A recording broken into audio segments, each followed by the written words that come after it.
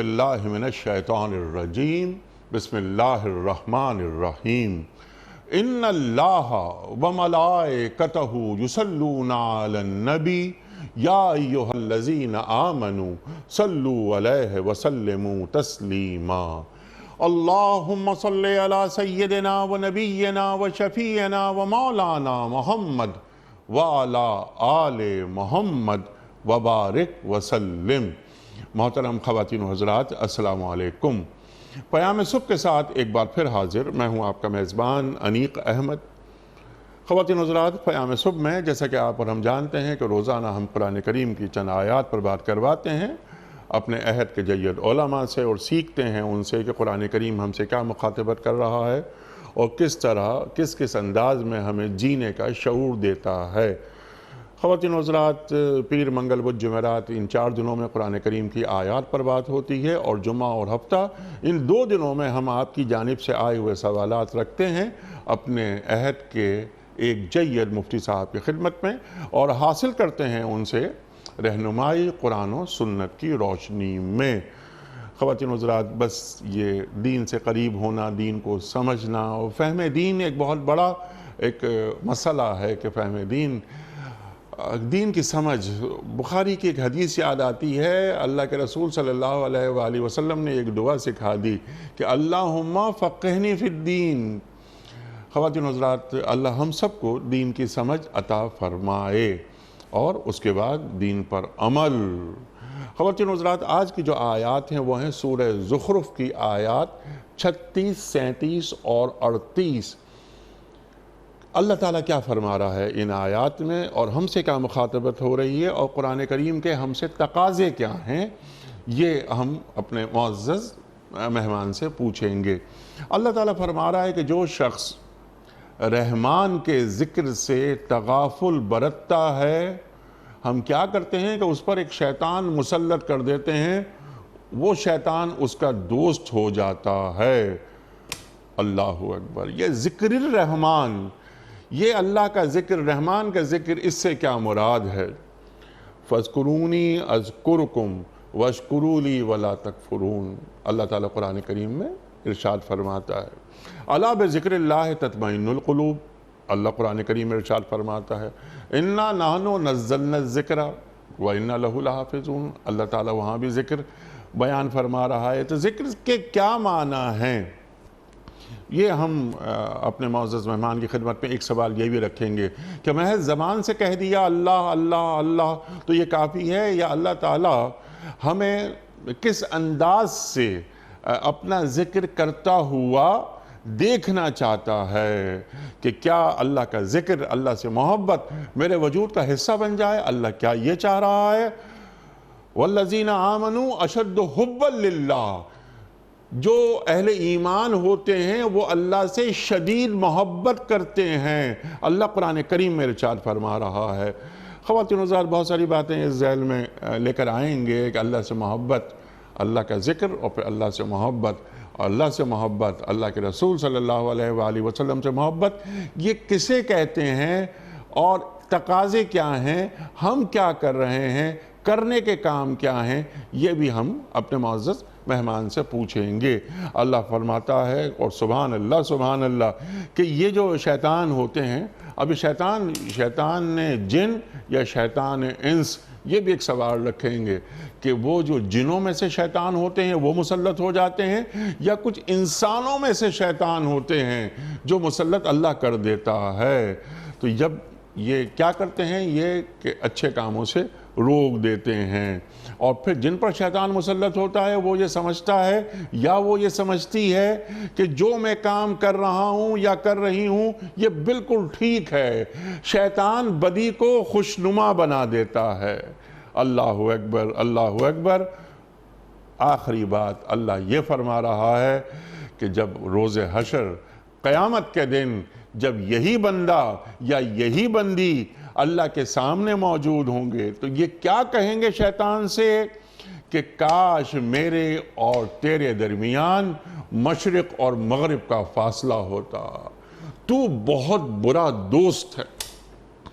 خواتین و حضرات، کتنے اہم نکات، کتنے اہم موضوعات ہمیں بالکل واضح کر کے بالکل کھول کر بیان فرمائیں گے اور ہمیں سمجھائیں گے، ہماری علمی کمی کو دور کریں گے محترم ڈاکٹر حبیب الرحمان عاصم صاحب۔ ڈاکٹر صاحب تشریف فرما ہے اسلام آباد میں، اور آپ اور ہم جانتے ہیں کہ ڈاکٹر صاحب کسی تعارف کی کوئی ضرورت نہیں ہے، پوری زندگی قلم کتاب سے تعلق، مفسر قرآن۔ خواتین حضرات ہمیشہ ڈاکٹر صاحب سے سیکھتے ہیں۔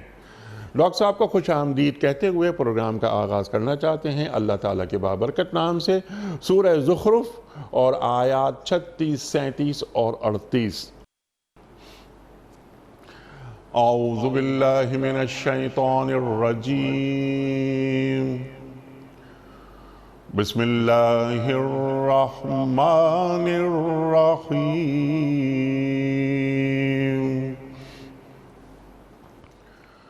وَمَن يَعْشُ عَن ذِكْرِ الرَّحْمَنِ نُقَيِّضْ لَهُ شَيْطَانًا فَهُوَ لَهُ قَرِينٌ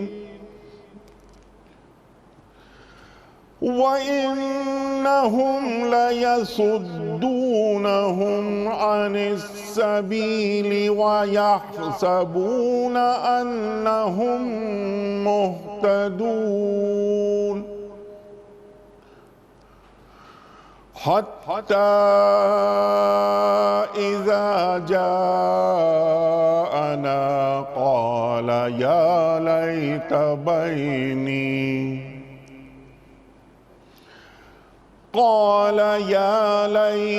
بيني وبينك بعد المشرقين فبئس القرين۔ صدق اللہ العظیم۔ جو شخص رحمان کے ذکر سے تغافل برتتا ہے، ہم اس پر ایک شیطان مسلط کر دیتے ہیں اور وہ اس کا رفیق بن جاتا ہے۔ یہ شیاطین ایسے لوگوں کو راہ راست پر آنے سے روکتے ہیں اور وہ اپنی جگہ یہ سمجھتے ہیں کہ ہم ٹھیک جا رہے ہیں۔ آخرکار جب یہ شخص ہمارے ہاں پہنچے گا تو اپنے شیطان سے کہے گا کہ کاش میرے اور تیرے درمیان مشرق و مغرب کا بودھ ہوتا، تو بدترین ساتھی نکلا۔ صدق اللہ العظیم۔ خواتین حضرات، محترم ڈاکٹر حبیب الرحمان عاصم صاحب کی خدمت میں، اس سے پہلے کہ ہم آج کے پروگرام کے حوالے سے پہلا سوال رکھیں، کل کے پوچھے گئے سوال کا درست جواب اور آج کا سوال آپ کی خدمت میں۔ کل کا سوال یہ تھا کہ نزول وحی کے وقت سرکار دو عالم صلی اللہ علیہ وآلہ وسلم کی عمر مبارک کیا تھی؟ درست جواب 40 سال۔ آج کا سوال نوٹ فرما لیجئے۔ غزوہ احد کا ذکر قرآن کریم کی کس صورت میں آیا ہے؟ غزوہ احد کا ذکر قرآن کریم کی کس صورت میں آیا ہے؟ سورہ احزاب میں یا سورہ فتح میں یا سورہ آل عمران میں؟ جو درست جواب آپ سمجھتے ہوں روانہ فرمائیے۔ ہمارے فون نمبرز ہیں 009222134527009۔ ہمارا دوسرا فون نمبر ہے 009221343000980۔ ہمارا ای میل ایڈریس ps@duniatv.tv۔ ہمارا SMS کا نمبر 3031 اور ہمارا واٹس ایپ کا نمبر ہے 009232182509194۔ قبلہ ڈاکٹر صاحب ارشاد فرمائیے، رحمان کا ذکر الرحمن، کیا اللہ فرما رہا ہے جو غفلت برتتا ہے اللہ کے ذکر سے اللہ شیطان مسلط کر دیتا ہے اس پر؟ ارشاد کیا معنی ہے اس کے؟ بسم اللہ الرحمن الرحیم۔ انیق بھائی، آج کی آیات دیگر آیات کی طرح بہت اہم اور ہماری رہنمائی کرتی ہیں کئی حوالوں سے، اور وہ جو آپ پروگرام کے تعارف کے طور پر یہ جملہ اکثر بولتے ہیں کہ یہ جینے کا سلیقہ جیسے سکھاتی ہیں یہ آیات، اور یہ وقار کے ساتھ اور وقار کے ساتھ جینے کا سلیقہ۔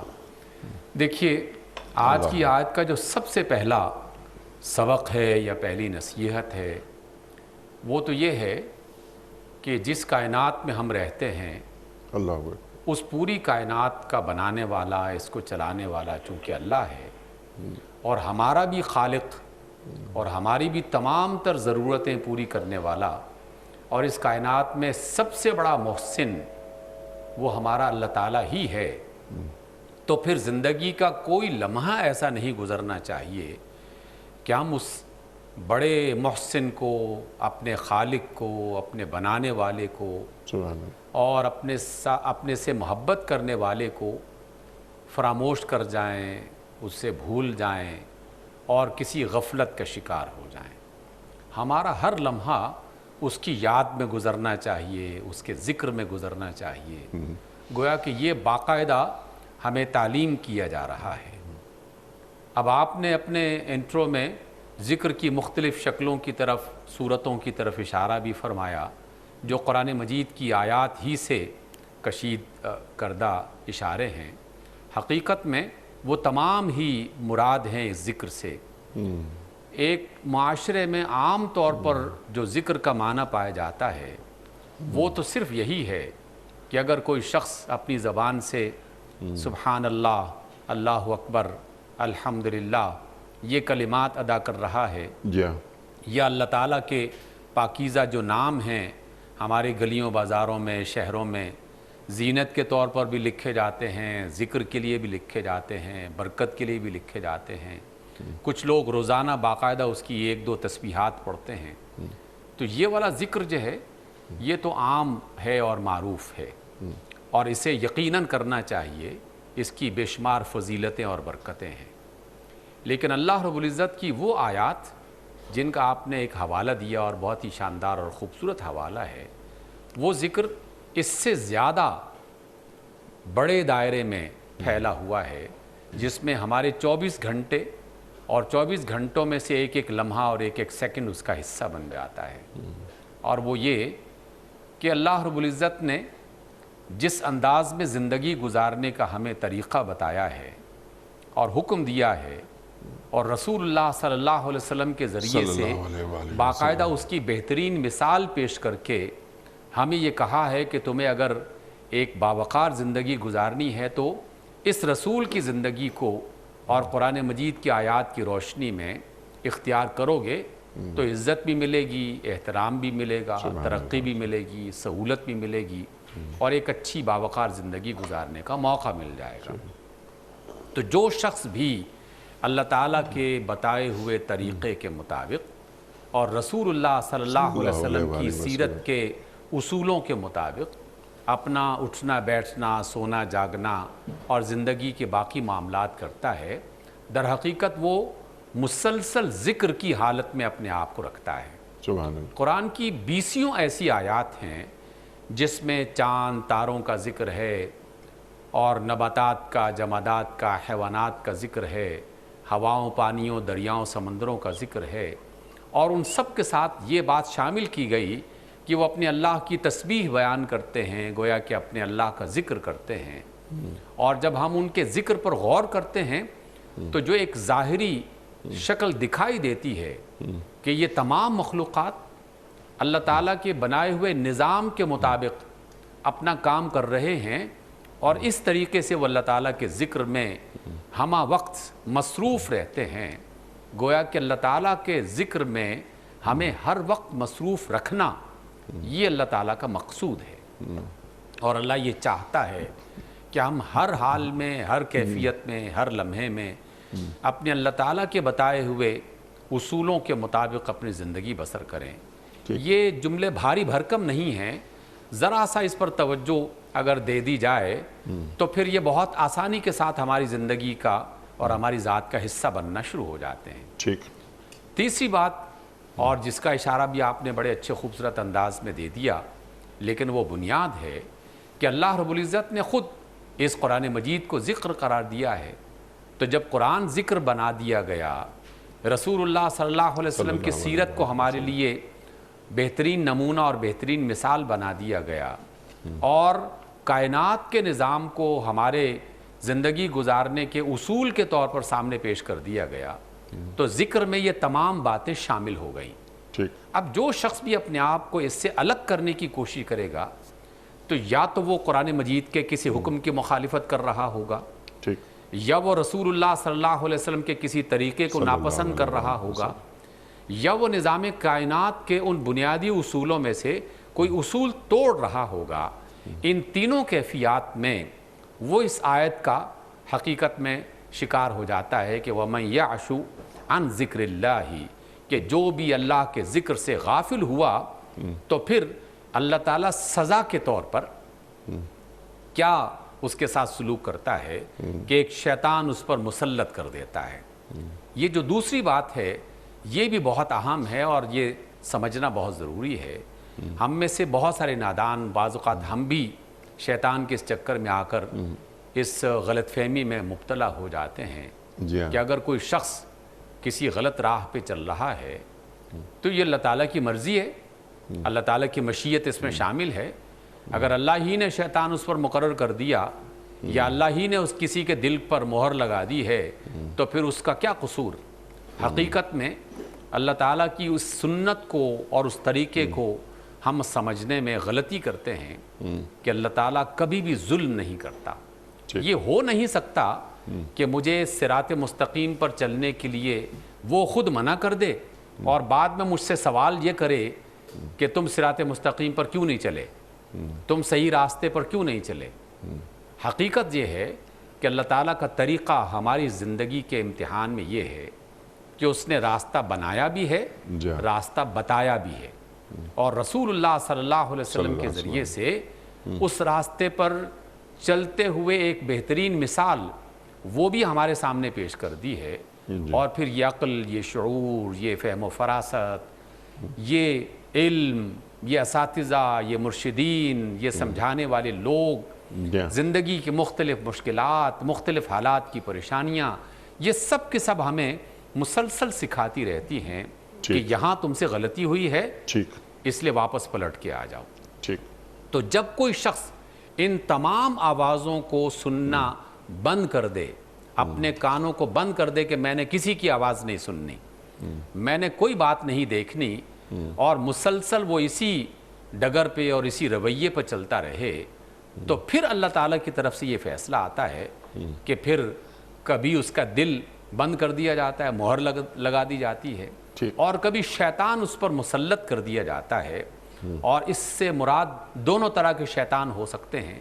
ایک شیطان وہ کہ جو باقاعدہ جنات کی نسل میں سے ہے، جس سے خود اللہ کے رسول صلی اللہ علیہ وسلم نے نہ صرف پناہ مانگی بلکہ ہمیں بھی اس سے اللہ تعالیٰ کی پناہ مانگنے کی تعلیم دی اور اس کے سبق سکھایا کہ تم دن میں متعدد بار، کئی بار اعوذ باللہ من الشیطان الرجیم پڑھتے رہا کرو، کیونکہ اس کا وار کاری ہوتا ہے، یہ بہت ہی چالاک اور تجربہ کار قسم کا دشمن ہے، ہر وقت گھات لگائے بیٹھا رہتا ہے۔ جب کبھی دیکھا کہ بندہ غافل ہوا، بس اسی لمحے وہ اپنا وار کر دیتا ہے۔ تو اس اعتبار سے غافل انسان ہی شیطان کا شکار ہوتا ہے، اور جو شخص مسلسل غفلت کی حالت میں رہے پھر اللہ تعالیٰ اسے یا تو شیطان جن جو ہے اس کا شکار کر دیتا ہے، اور یا پھر اس کے ہمجولی، اس کے دوست احباب انسانوں میں سے وہ بننا شروع ہو جاتے ہیں جو اسی قماش کے لوگ ہوں۔ پھر چوروں کے ساتھی چور بننا شروع ہو جاتے ہیں، رہزنوں کے ساتھی رہزن بننا شروع ہو جاتے ہیں، ظلم اور زیادتی کرنے والے لوگوں کے ساتھی اسی طرح کے افراد جمع ہونا شروع ہو جاتے ہیں، اور پھر وہ ان میں مگن ہو کر نیکی اور بدی اس کا احساس ہی کھو بیٹھتا ہے۔ یہ وہ لمحہ ہے جو کسی بھی انسان کے لیے انتہائی مہلک، انتہائی خوفناک اور انتہائی خطرناک لمحہ ہے کہ جب آدمی غفلت کی اس حالت میں چلا جائے کہ یا وہ شیاطین جن کا شکار ہو جائے اور یا وہ شیاطین انس یعنی انسانوں کے ان گروہوں میں شامل ہو جائے کہ جہاں ظلم اور زیادتی روز مرہ کا کام ہو، اور جہاں شر کو شر سمجھنا ہی چھوڑ دیا جائے اور آدمی اس راستے پر چلتے ہوئے یہ گمان کرنے لگے کہ میں تو بہت اچھا کام کر رہا ہوں۔ سبحان اللہ، سبحان اللہ، سبحان اللہ۔ اور ڈاکٹر صاحب یہ بات بالکل واضح کر دی آپ نے کہ شیاطین جنات میں بھی ہوتے ہیں اور شیاطین انسانوں میں بھی ہوتے ہیں۔ اچھا ڈاکٹر صاحب، یہ جو ابھی تھوڑی سی بات میں چاہتا ہوں کہ آپ مزید گفتگو فرمائیے ذکر پر، یعنی ایک بندہ اپنے دل کو اللہ کے ذکر سے آباد رکھنا چاہتا ہے، اور اپنے پورے وجود کو اللہ کا غلام بنا دینا چاہتا ہے۔ سمینا و اطانا، اگر قرآن کریم سے ہم لیں کہ ہم اللہ کے احکام کی سماعت کر رہے ہیں اور ہم اس پر عمل کر رہے ہیں۔ اس راہ پر چلنے کے لیے بڑی دقتیں ہیں، بڑی پریشانیاں ہوتی ہیں۔ 24 گھنٹے کی غلامی اللہ تعالیٰ دیکھنا چاہتا ہے مجھے کہ میں 24 گھنٹے کا غلام ہوں یا نہیں ہوں۔ اس کے لیے کیا یہ ضروری نہیں ہے کہ اللہ تعالیٰ کو ہمیشہ مستحضر رکھا جائے؟ اے اللہ، میں تیری طرف آنا چاہتا ہوں، اے اللہ تعالیٰ میں تجھ سے پانا چاہتا ہوں، میں تجھ سے تیرا سوال کر رہا ہوں، میں یہ چاہتا ہوں کہ تو مجھے مل جائے۔ ایک ذکر کی کیا ایک شکل یہ بھی ہو سکتی ہے کہ اور اس کا طریقہ کیا ہوگا کہ میں اللہ کے ساتھ رہوں اور اللہ میرے ساتھ رہے؟ ارشاد۔ جی انیق بھائی، یہ جو آپ نے بات ارشاد فرمائی ہے، حقیقت میں ہم اپنی زندگی میں 24 گھنٹے کی غلامی مختلف حوالوں سے کر ہی رہے ہوتے ہیں۔ یعنی اللہ کی عبادت، اللہ کی بندگی، اللہ کی غلامی، اس کا ذکر، اس کو سمجھنے کے لیے مجھے جو ایک آسان سا طریقہ قرآن و سنت کی روشنی میں بھی اور اساتذہ کی صحبتوں میں بیٹھ کر اللہ کے نیک بندوں سے جو کچھ سیکھنے کو ملا ہے، اور ہم اپنی عام روزمرہ کی زندگی میں اس پر اگر غور کر لیں تو کچھ باتیں بہت ہی آسانی سے سمجھ میں آ جاتی ہیں۔ آپ بھی ماشاءاللہ صاحب اولاد ہیں، اللہ تعالیٰ نے اس عزت سے آپ کو نوازا ہے، ہمیں بھی اس عزت سے نوازا ہے۔ کیا والدین اپنے بچوں کے بارے میں 24 گھنٹے کسی نہ کسی حوالے سے کسی فکر میں مبتلا نہیں ہوتے؟ ہر وقت کسی نہ کسی انداز میں اپنے بچوں کے بارے میں سوچ رہے ہوتے ہیں، ان کے آج کے دن کے بارے میں، ان کے مستقبل کے بارے میں، ان کے ماضی کے بارے میں، ان کی اچھی زندگی کے حوالے سے، ان کی مشکلات، یعنی 20 طرح کی چیزیں ہیں جو ہمارے دل و دماغ میں گھومتے رہتے ہیں، حتیٰ کہ وہ چیزیں ہماری نیند کی حالت میں بھی ہم سے اوجھل نہیں ہوتی۔ ہم اپنے بچوں کے بارے میں نیند کی حالت میں بھی بعض اوقات اسی فکر میں رہتے ہیں، گاڑی چلا رہے ہیں اور بچوں کی کوئی نہ کوئی بات ذہن میں موجود ہوتی ہے۔ سوال اپنے آپ سے یہ کرنا چاہیے کہ ہم اپنے بچوں کے بارے میں اس قدر زیادہ کیوں مصروف رہتے ہیں ذہنی طور پر اور قلبی طور پر؟ اس کی ایک بنیادی وجہ ہے کہ ہمارا ان سے ایک بہت گہرا تعلق ہے۔ اس تعلق کو ہم کسی صورت میں فراموش کر ہی نہیں سکتے۔ بچے ممکن ہے اپنے والدین کو فراموش کر جائیں کسی لمحے میں، والدین اپنے بچوں کو فراموش نہیں کر سکتے، کیونکہ ایک خاص تعلق ہے، تخلیق کے حوالے سے بھی، نسبتوں کے حوالے سے بھی، خون کے حوالے سے بھی، اور نہ جانے کیا کیا۔ ایک تعلق یہ ہے، تو اللہ تعالیٰ کا تو اس سے کہیں زیادہ گہرا رشتہ اور تعلق ہے انسانوں کے ساتھ، انسانوں کی وابستگی کے ساتھ، محبتوں کے ساتھ، اور بہت ساری چیزیں۔ تو یہ چیز غور کرنی چاہیے کہ جتنا تعلق ہمارا اپنے بچوں کے ساتھ ہے، کیا اللہ تعالیٰ کا ہم سے اور ہمارا اللہ سے اس سے زیادہ گہرا تعلق نہیں ہونا چاہیے؟ اور کیا عملی طور پر ہم اپنی زندگی کے آغاز اور اپنی زندگی کے اختتام پر بھی اس طرح کی بہت ساری مثالیں نہیں دیکھ رہے ہوتے، اور ہمیں اس میں سے لازماً گزرنا ہے؟ دوسرا، ذکر کا ایک دوسرا پہلو جو ہے، وہ بھی مجھے جو سمجھ میں آیا، میں تمام سننے دیکھنے والوں کی خدمت میں، تاکہ ہر شخص اپنی اپنی بساط کے مطابق اس کو سمجھ سکے۔ ہم اپنے جسمانی طاقت اور اس کی صلاحیتوں کو برقرار رکھنے کے لیے کھانے پینے کے محتاج ہیں، لیکن کھانا پینا ایسا نہیں ہے کہ جو 24 گھنٹے ہمارے ذہنوں پر سوار رہے۔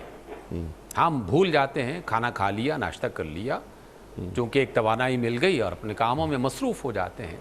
لیکن کچھ مدت کے بعد اندر سے باقاعدہ ایک آواز آتی ہے کہ نہیں جناب، وہ عمل دوبارہ کرو جو صبح تم نے کیا تھا۔ گویا کہ انسانی زندگی میں بعض اوقات اگر کبھی کسی مصروفیت کی وجہ سے وہ یہ کام بھول بھی جائے تو کوئی نہ کوئی ایسی وجہ بن جاتی ہے کہ دوبارہ سے اسے یاد کرنا پڑتا ہے۔ ہماری بیماریاں، ہماری زندگی کی مشکلات، ہماری زندگی کی ناکامیاں، یہ بھی اللہ تعالیٰ کو یاد کرنے کا ایک ذریعہ اور بہانہ بنتی رہتی ہے، اور اللہ تعالیٰ اس کے ذریعے سے ہمیں اپنے ذکر کی طرف واپس بلاتا رہتا ہے۔ تو وہ جو بچوں کی طرح یاد کرنا ہے وہ تو 24 گھنٹے کا ہے، لیکن یہ جو مشکلات میں اور مصیبتوں میں اپنے رب کو یاد کرنا ہے، یہ بھی ہماری زندگی کا شعار اور ایک طریقہ ہونا چاہیے۔ لیکن اس سے مزید آگے بڑھ کر جو اولیاء کا طریقہ رہا ہے، کاش کہ وہ بھی ہمیں میسر آ جائے ٹھیک کہ ہم باقاعدہ اللہ تعالیٰ کی مرضی کو تلاش کرنے کے لیے خود جد و جہد کریں، سوال کریں، تلاش کریں، پوچھیں، ٹھیک مختلف اہل علم سے رابطہ رکھیں، ان کی مجالس میں بیٹھیں، جہاں کہیں کوئی حکمت کی بات سمجھنے کو مل رہی ہو اس میں شریک ہوں، ان چھوٹے چھوٹے شارٹ کورسز میں شرکت کریں، چھوٹی مجالس میں بیٹھنے کی کوشش کریں۔ تو یہ بھی اگر کوئی شخص کرتا ہے تو یہ بھی ذکر کو اختیار کرنے کا ایک بہت ہی مؤثر ذریعہ ہے۔ سبحان اللہ۔ اچھا ڈاکٹر صاحب، اس میں اگر یعنی آپ ہماری یہ تعلیم فرمائیے ہمیں کہ اگر ہم اپنے ایک جو چیک جسے آپ نے ابھی فرمایا، ہم یہ چیک اپنے پہ یہ لگا لیں کہ جو بھی عمل میں کر رہا ہوں اس سے رحمان خوش ہو رہا ہے یا شیطان، تو یہ ایک اللہ تعالیٰ کے ذکر کی ایک شکل ہو سکتی ہے؟ یہ بہت ہی مؤثر اور بہت ہی بہترین شکل ہو سکتی ہے۔ یہ جو چیک اینڈ بیلنس ہے، یہ تو زندگی میں کامیابی کا بنیادی زینہ ہے ٹھیک جو ہم دنیا کے معاملات میں مستقل مزاجی سے اختیار کرتے رہتے ہیں۔ جو حساب کتاب میں زیادہ اچھا انٹرسٹ رکھنے والے لوگ ہیں وہ ہر روز باقاعدہ اس بات کا اہتمام کرتے ہیں۔ ٹھیک لیکن ہم اپنی زندگی میں ان معاملات کو اسی طریقے سے چیک اینڈ بیلنس کی شکل میں جائزہ لیتے ہوئے اپنے آپ کو گزار سکتے ہیں۔ مثلاً آپ نے اپنے گھر میں یقیناً یہ دیکھا ہوگا کہ ہمارے بزرگوں نے والدین کی طرف سے بھی اور برادری کے نسبتاً جو بڑے سینئر افراد ہیں وہ بھی یا اساتذہ، ان میں سے بعض کا یہ باقاعدہ مشغلہ اور کام ہوا کرتا تھا کہ وہ اپنے سے جو جونیئر ہیں ان کے کاموں کی طرف دیکھتے رہتے تھے اور وہ کہیں نہ کہیں کوئی نہ کوئی بات سمجھانے کی کوشش ڈائریکٹ انڈائریکٹ کرتے رہتے تھے۔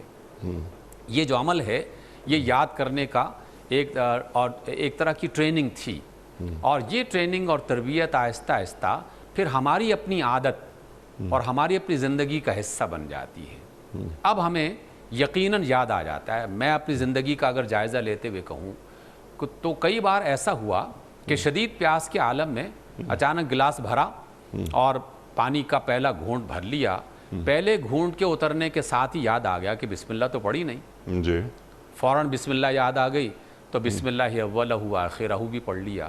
تو یہ جو اچانک بسم اللہ کو یاد کرنا اور پھر اس کو دہرا لینا، یہ کیا چیز ہے؟ حالانکہ میں کوئی حرام چیز تو استعمال نہیں کر رہا تھا، لیکن اس درجے میں بھی اگر یاد دہانی اور اپنے آپ کو تازہ رکھنے کا عمل انسان اپنی عادت میں شامل کر لے تو پھر قدم قدم پر انسان کے اندر کا نگران خود بخود اس کی رہنمائی کرتا رہتا ہے، بتاتا رہتا ہے کہ یہ قدم تم نے صحیح اٹھایا اور یہ کام تم نے صحیح کیا اور یہاں تم سے غلطی ہو گئی۔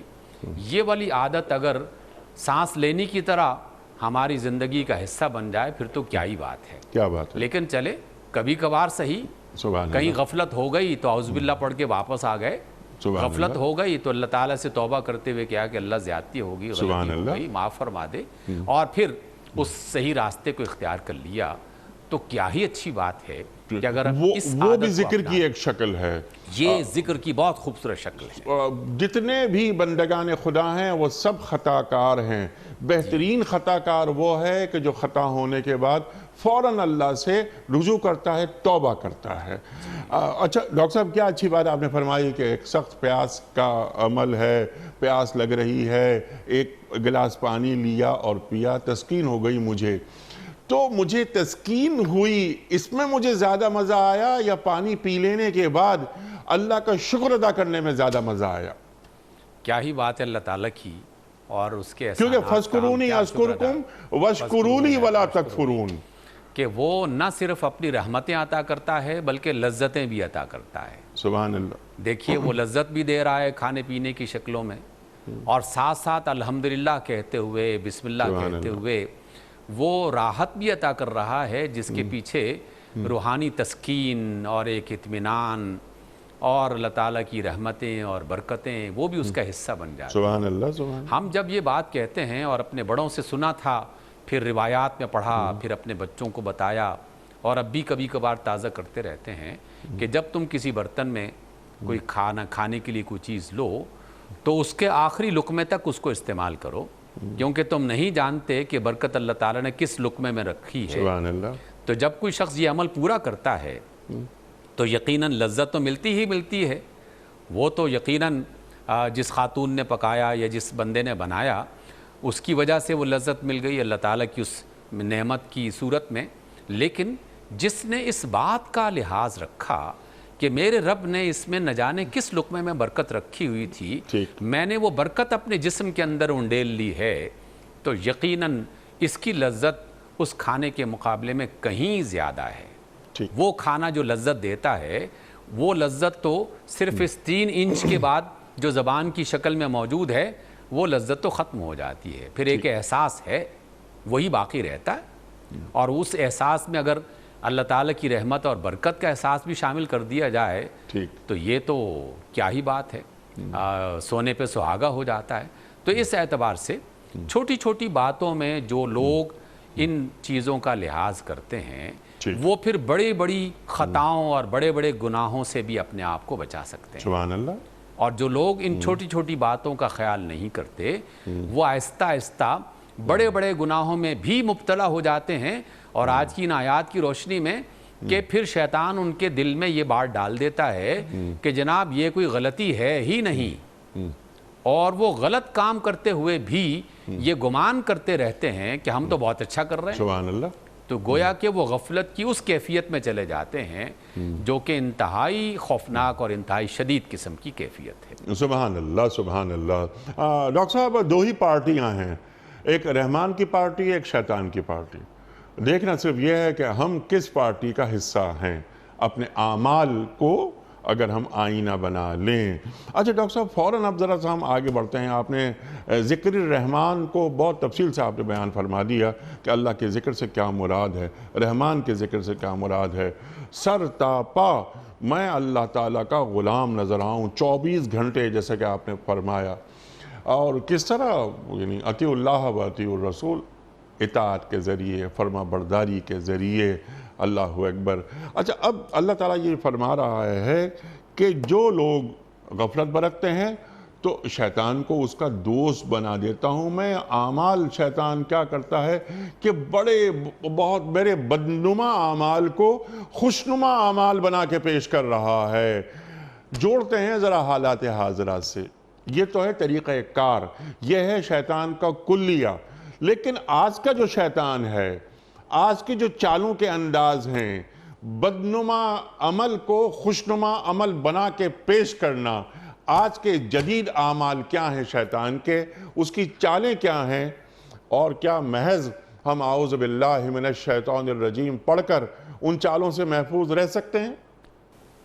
دیکھیے اعوذ باللہ من الشیطان الرجیم در حقیقت یہ دروازے کو کھولنے کا ایک ذریعہ سبحان اللہ سبحان اللہ، اور شیطان سے بچنے کا ابتدائی ہتھیار ہے، سبحان اللہ۔ لیکن وہ بھی اس صورت میں کہ جب آدمی پوری نیت اور ارادے کے ساتھ اور سچے دل سے اس کو پڑھ بھی رہا ہو اور اپنے اللہ سے باقاعدہ یہ دعا بھی کر رہا ہو کہ اللہ میں واقعی شیطان کے چال سے محفوظ ہونا چاہتا ہوں۔ سبحان اللہ۔ لیکن اگر وہ دکھانے کے لیے جیسے ٹی وی کے کیمرے آن ہیں، ہزاروں لاکھوں بندے دیکھ رہے ہیں، تو میں بڑا جو ہے پرہیزگار بن کے اللہ کی باتیں بتا رہا ہوں اور سن رہا ہوں، سنا رہا ہوں، لیکن شیطان تو یقیناً یہ بھی دیکھ رہا ہے اور رحمان اس سے زیادہ گہری کیفیت میں ہمیں جانتا ہے۔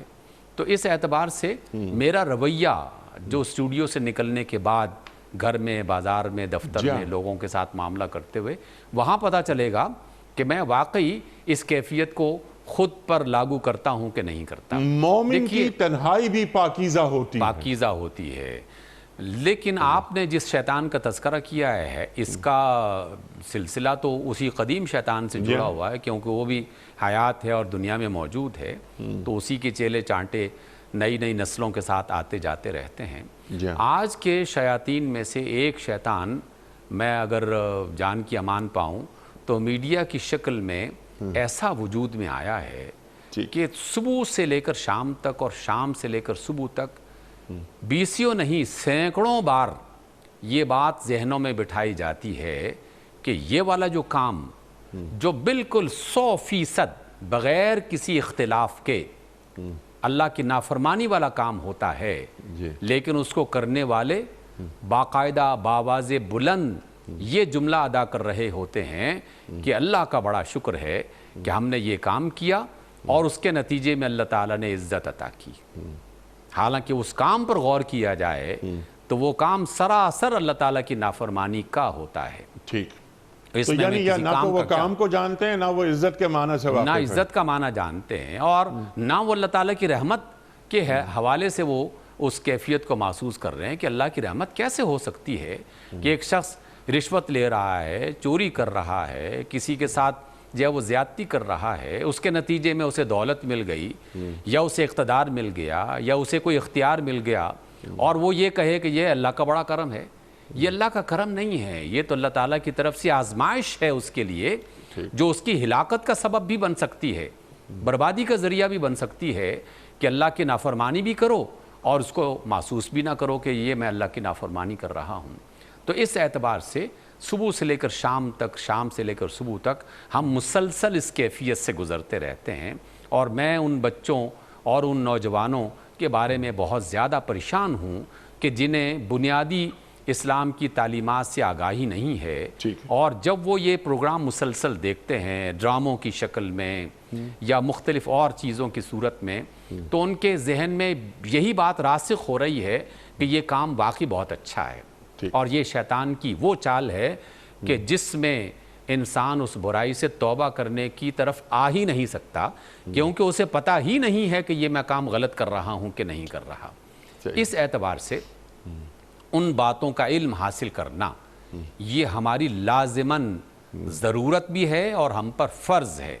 انیق بھائی، یہ بات بھی آپ کی مجالس میں بارہا میں نے بھی کہی اور آپ کی طرف سے بھی ایسی آئیں کہ آپ کسی بھی نئے ملک میں اپنے بچے کو بھیجیں یا کوئی بھی آپ کا جاننے والا، میرا جاننے والا جائے، تو بعض اوقات مہینوں تک یا کم از کم 2-3 ہفتے تو لازماً اسے یہ بتانے میں صرف کیے جاتے ہیں کہ بھائی تم جاپان جا رہے ہو، سعودی عرب جا رہے ہو، برطانیہ جا رہے ہو، وہاں یہ قوانین پائے جاتے ہیں، وہاں ان چیزوں کا خیال رکھنا ہے، وہاں اگر تم نے یہ غلطی کر لی تو یہ والا جرمانہ ہو سکتا ہے، یہ والی سزا ہو سکتی ہے۔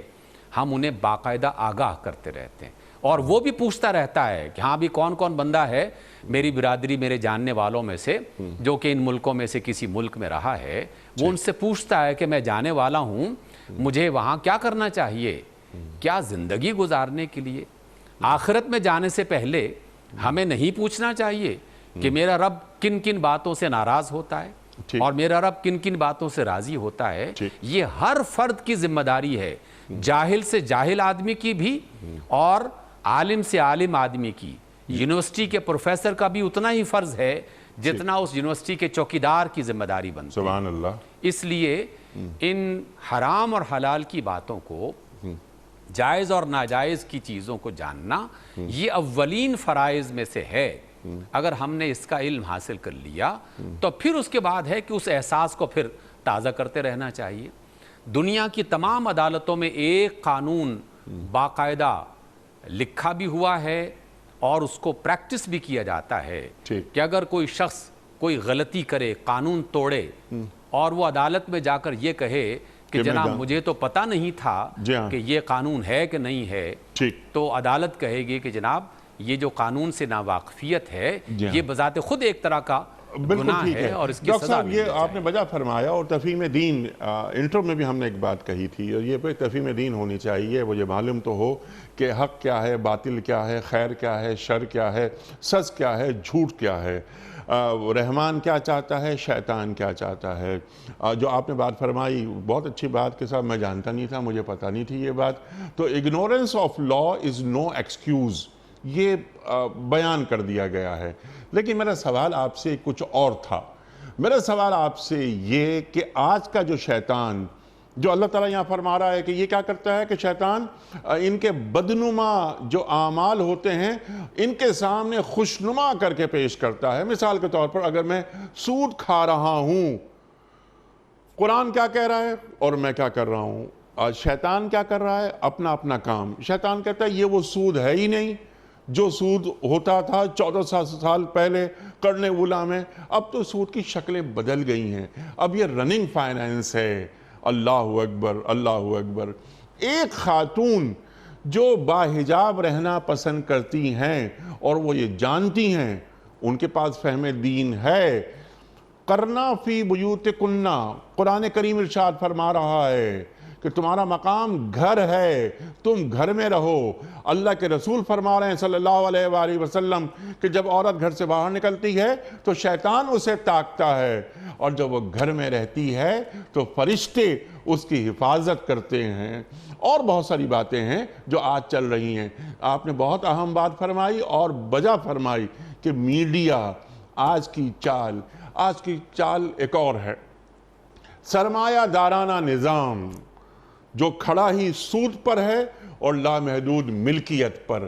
تو یہ لامحدود ملکیت کیا مزاج رسول کریم صلی اللہ علیہ وآلہ وسلم سے قریب ہے؟ ڈاکٹر صاحب ارشاد فرمائیے کہ ہم کر کیا رہے ہیں؟ دین کس کا نام ہے؟ دین مزاج رسول کریم صلی اللہ علیہ وآلہ وسلم کی تفصیلات کا نام ہے. ہمیں فہم دین جو آپ نے فرمایا بہترین بات ہے. ہم شیطان کی چالوں سے واقف ہی نہیں ہو پاتے، اور کبھی کبھی ایسا محسوس ہوتا ہے ڈاکٹر صاحب کہ ہم واقف ہونا ہی نہیں چاہتے. ارشاد.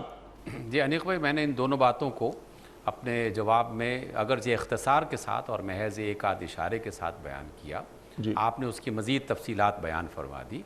یقیناً فہم دین میں جو کمزوریاں ہمارے اندر پائی جاتی ہیں اس میں ہمارے یقیناً اسباب اور بھی بہت زیادہ ہیں، موضوع دوسرا ہو جائے گا. لیکن وہ بنیادی ضرورت ہے، اور اس ضرورت کے پیش نظر ہم یہ جان سکتے ہیں کہ کون کون سی باتیں واقعی اللہ کی نافرمانی میں آتی ہیں، جن میں سے آپ نے بعض کا تذکرہ کیا. میں نے جو میڈیا کا حوالہ دیا چونکہ اس میں ان تمام باتوں کے حوالے سے بات ہوتی رہتی ہے.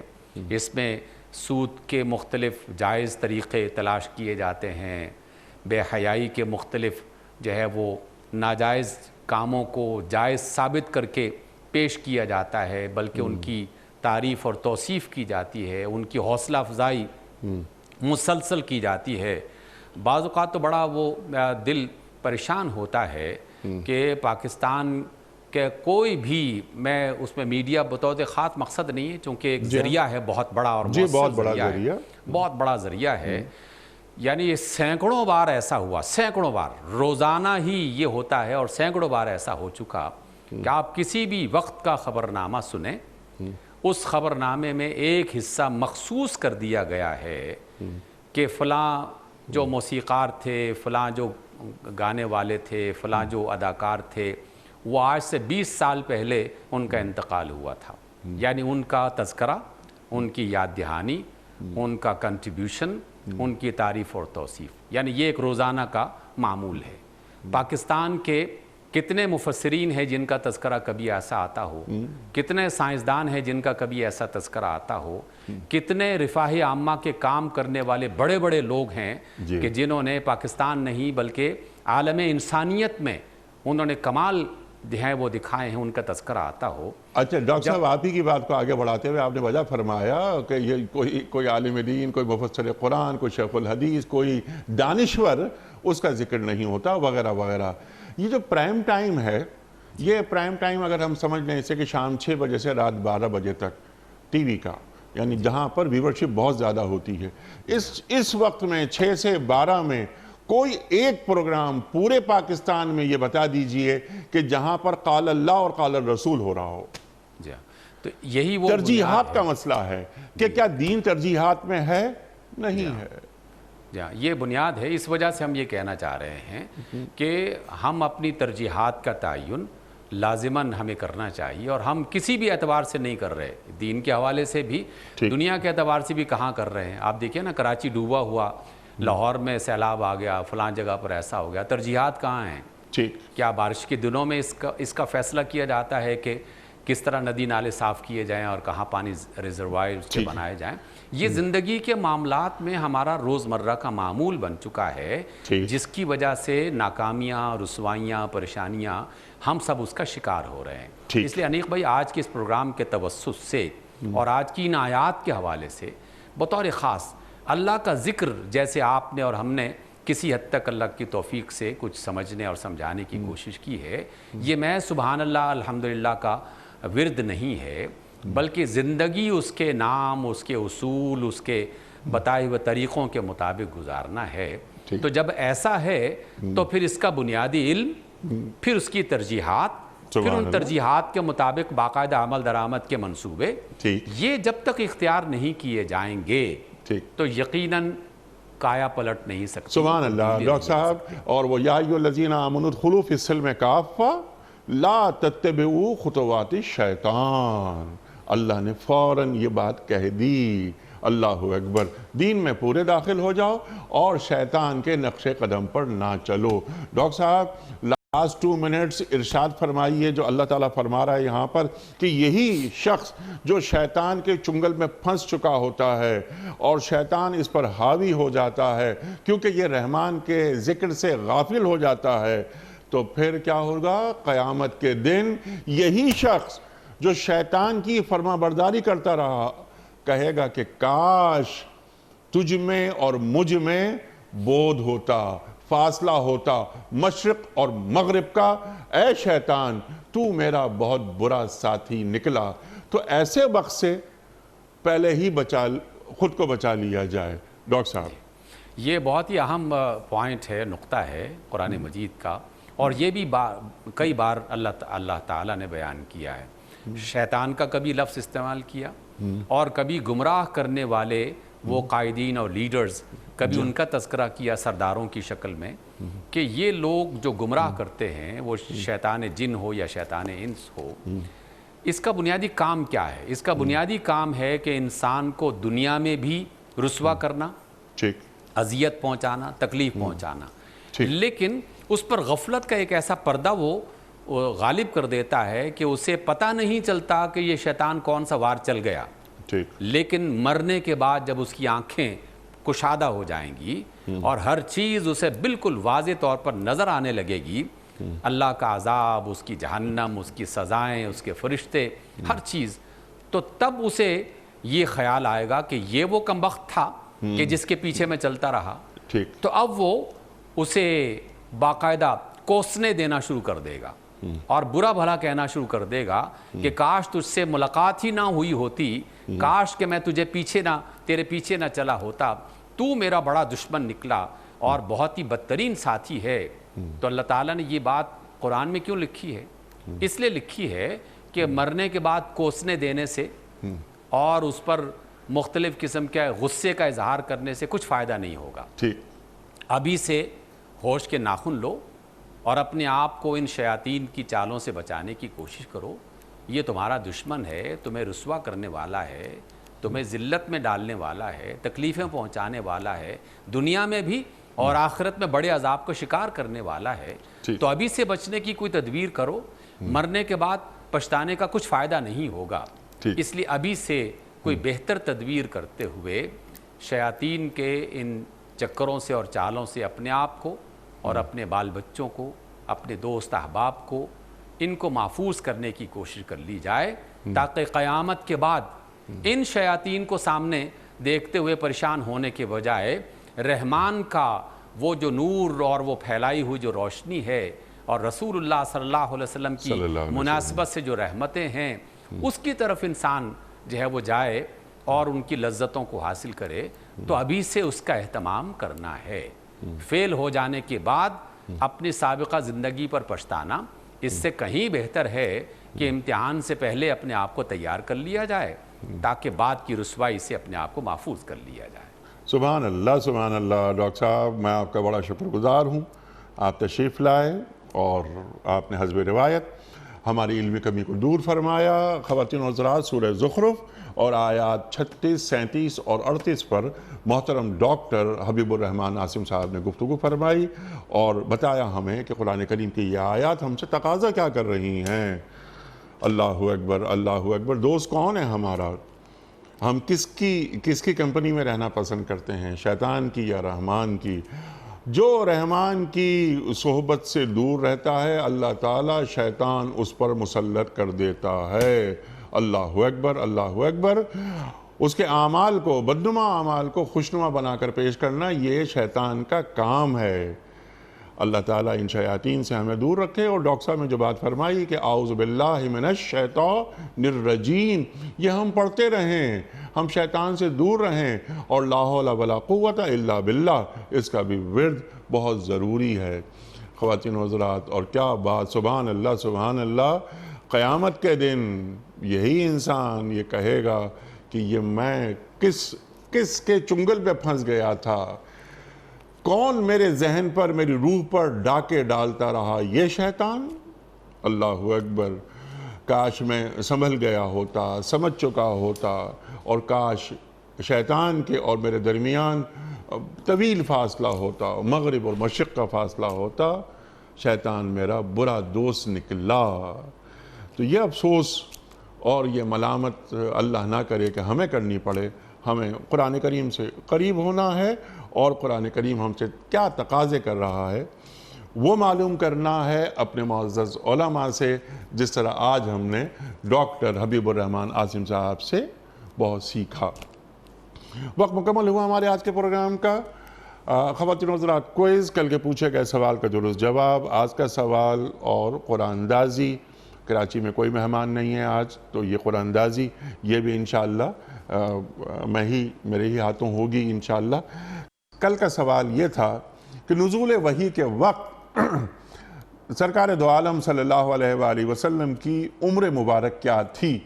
درست جواب 40 سال۔ آج کا سوال نوٹ فرما لیجئے۔ غزوہ احد کا ذکر قرآن کریم کی کس صورت میں آیا ہے؟ سورہ احزاب میں، یا سورہ فتح میں، یا سورہ آل عمران میں؟ جو درست جواب آپ سمجھتے ہوں روانہ فرمائیے۔ ہمارے فون نمبرز ہیں 0092214345009۔ ہمارا دوسرا فون نمبر ہے 009221343009090۔ ہمارا ای میل ایڈریس ps@dunyatv.tv۔ ہمارا SMS کا نمبر 3031، اور ہمارا واٹس ایپ کا نمبر ہے 009232182509194۔ خواتین و حضرات، یہ ہے قرآن اندازی کا مرحلہ، اور آج کے ہمارے ونر کا نام ہے عبد الوحید صاحب ہری پور سے۔ عبد الوحید صاحب ہری پور سے۔ عبد الوحید صاحب، آپ کی خدمت میں دنیا ٹی وی کی جانب سے دینی کتب پر مشتمل یہ گفٹ ہیمپر بذریعہ کوریئر آپ کے گھر روانہ کیا جا رہا ہے۔ آپ کو بہت بہت مبارک ہو۔ اختتام ہوتا ہے پیام صبح کا روزانہ قول پر، اور وہ قول ہوتا ہے صاحب نہج البلاغہ امیر المومنین حضرت علی مرتضیٰ کرم اللہ وجہہ کا۔ آپ فرماتے ہیں کہ منافق کا علم صرف اس کی زبان پر، اور مومن کا علم اس کے دل میں ہوتا ہے۔ منافق کا علم صرف اس کی زبان پر، اور مومن کا علم اس کے دل میں ہوتا ہے۔ اللہ اکبر۔ اپنے میزبان انیق احمد کو کل تک کے لیے اجازت دیجیے۔ خدا حافظ۔ پروردگار